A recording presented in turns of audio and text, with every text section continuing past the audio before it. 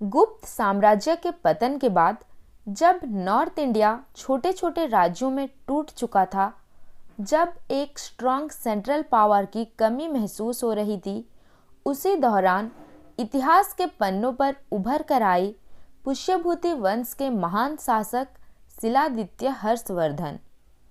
Hello दोस्तों, आज के इस डिटेल हिस्टोरिकल वीडियो में हम बात करने वाले हैं पुष्यभूति डायनेस्टी की सबसे प्रभावशाली रूलर हर्षवर्धन के बारे में।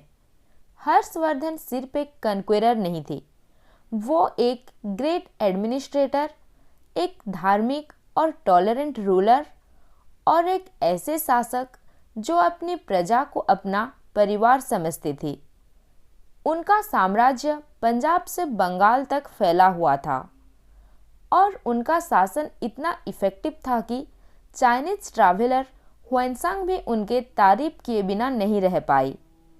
ये वीडियो सिर्फ एक बायोग्राफी नहीं है, बल्कि एक कंप्लीट हिस्टोरिकल जर्नी है जिसमें हम डिटेल में डिस्कस करेंगे हर्षवर्धन के कन्क्वेस्ट और मिलिट्री कैंपिंग, उनका एडमिनिस्ट्रेशन सिस्टम, गवर्नेंस और वेलफेयर पॉलिसीज, उनकी रिलीजियस और मिशनरीज एक्टिविटीज़, खास तौर पर बुद्धिज़्म के प्रमोशन में उनका रोल, और सबसे इम्पोर्टेंट, क्यों हर्षवर्धन को कहा जाता है the last great Hindu Buddhist king of north India. 7th century का ये रूलर सिर्फ भारत में ही नहीं बल्कि चाइना तक फेमस था। हुएनसांग ने अपने ट्रैवल अकाउंट सियूकी में हर्ष के राज्य, एडमिनिस्ट्रेशन और सोसाइटी के बहुत डिटेल्स डिस्क्रिप्शन दिया है। वीडियो को एंड तक जरूर देखिए क्योंकि लास्ट में हम समझेंगे हर्षवर्धन को एक आइडियल इंडियन रूलर क्यों माना जाता है। हर्षवर्धन का जन्म लगभग 590 सीई के आसपास हुआ था। वो पुष्यभूति डायनेस्टी से बिलोंग करते थे, जिनका राज्य थानेश्वर यानी कि प्रेजेंस डे हरियाणा के एरिया में स्थित था। उनके पिता का नाम था प्रभाकर वर्धन, जो एक स्ट्रॉन्ग और कैपेबल रूलर थे।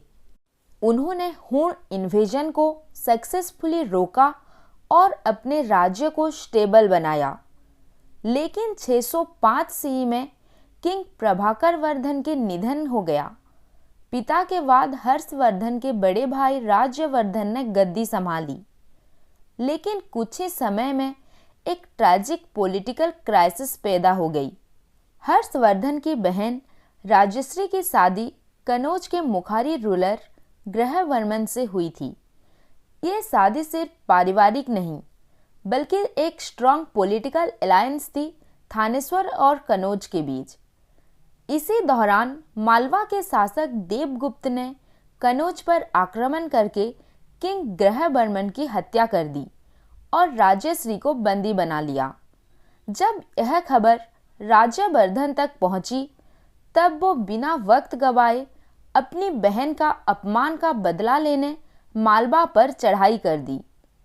राज्यवर्धन ने देवगुप्त को युद्ध में हराकर उसका अंत कर दिया, लेकिन यही कहानी का सबसे दर्दनाक मोड़ था।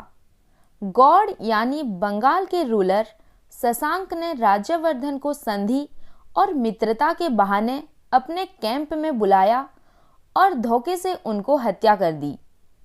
इस घटना के बाद सिर्फ 16 साल की उम्र में हर्षवर्धन ने गद्दी संभाली।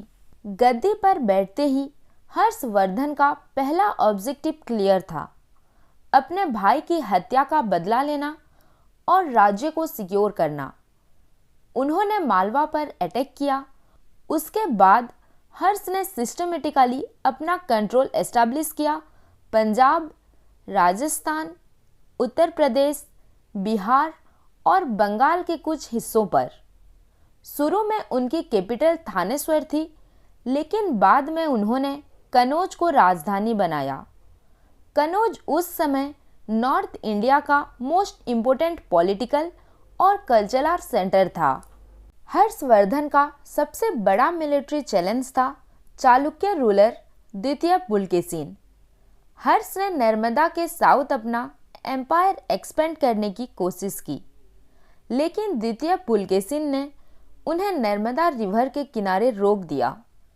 यह बैटल डिसाइसिव थी। इस युद्ध के बाद नर्मदा रिवर नॉर्थ और साउथ इंडिया के बीच एक नेचुरल बाउंड्री बन गई। हर्ष ने साउथ इंडिया में आगे एक्सपेंशन नहीं की। ये एक रेयर एग्जाम्पल है जहां हर्षवर्धन जैसे पावरफुल रूलर को भी डिफीट फेस करनी पड़ी। हर्षवर्धन की पराजय का उल्लेख ह्वेनसांग के अकाउंट्स में भी सपोर्ट होता है, इसलिए हिस्टोरियंस इस इवेंट को काफ़ी रियलेबल मानते हैं। ऐहोल प्रशस्ति चालुक्य रूलर द्वितीय पुलकेशिन की विक्टोरीज का डिस्क्रिप्शन देती है और उसमें हर्षवर्धन का भी मेंशन मिलता है, जो उनकी पावर को इनडायरेक्टली एक्सेप्ट करता है।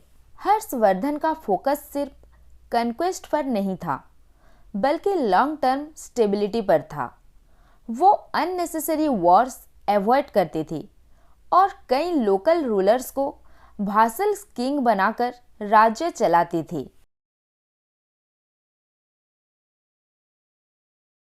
हर्षवर्धन एक मोनर्किकल सिस्टम फॉलो करते थे, लेकिन वो एक टायरेंट नहीं थे। राजा खुद एडमिनिस्ट्रेशन में एक्टिवली इन्वॉल्व रहता था। इम्पोर्टेंट ऑफिशियल में शामिल थे महासामंत, महाप्रतिहार और संधि विग्रहिका। एम्पायर को कई भुक्तीस यानी कि प्रोविंस में डिवाइड किया गया था। हर भुक्ति का हेड होता था उपरीक। भुक्ति के अंदर विषय यानी डिस्ट्रिक्ट और ग्राम यानी कि विलेज था। विलेज लेवल पर ग्राम सभा और local elder important roles play करते थे। हर्ष का टैक्सेशन सिस्टम मॉडरेट और पीपल फ्रेंडली था। Generally 1/6 of produce as a tax लिया जाता था। फार्मर्स और ट्रेडर्स पर अननेसेसरी प्रेशर नहीं डाला जाता था। स्टेट रेवेन्यू का एक बड़ा हिस्सा एजुकेशन, चैरिटी, पब्लिक वर्क्स और वेलफेयर एक्टिविटीज पर यूज होता था। पनिशमेंट स्ट्रिक्ट थे, लेकिन अनजस्ट नहीं। राजा खुद अपील सुनता था। ह्वेनसांग के अकॉर्डिंग क्राइम बहुत कम थे और सोसाइटी लार्जली डिसिप्लिन था। शुरू में हर्षवर्धन शैवायत यानी कि शिव भक्त थे, लेकिन धीरे धीरे वो महायान बुद्धिज्म की तरफ इंक्लाइन हो गए। लेकिन इसका मतलब ये नहीं कि उन्होंने हिंदू धर्म छोड़ दिया। वो रिलीजियस टॉलरेंस के स्ट्रॉन्ग सपोर्टर थे।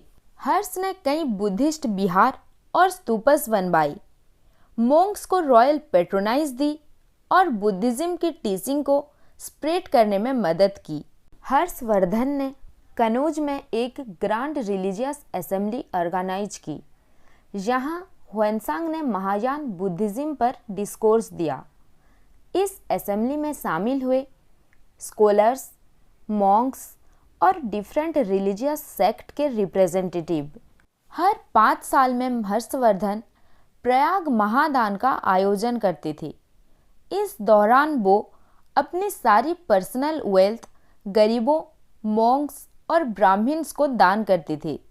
ये उनके ह्यूमैनिटेरियन और मिशनरी माइंडसेट को क्लियर दिखाता है। किसी भी महान रूलर को समझने के लिए सिर्फ युद्ध और राजनीति काफ़ी नहीं होती।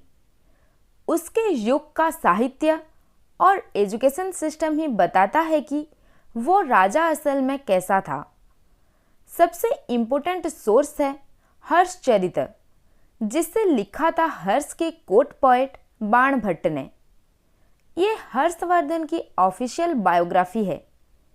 इसमें मिलता है हर्ष का earlier life, administration system, court culture और सोसाइटी का डिस्क्रिप्शन। हर्षवर्धन खुद एक स्कॉलर्स और प्ले राइटर थे। उनके फेमस संस्कृत प्लेस थे रत्नावली, नागनंद और प्रियदर्शिका। हर्षवर्धन की शासन की जानकारी हमें बंसखेरा और मधुबन कॉपर प्लेट्स इंस्क्रिप्शन से भी मिलती है। जो उनके एडमिनिस्ट्रेटिव सिस्टम और लैंड ग्रांट्स को एक्सप्लेन करती है। फॉरेन सोर्स के रूप में ह्वेनसांग का अकाउंट बहुत ही वैल्यूएबल है।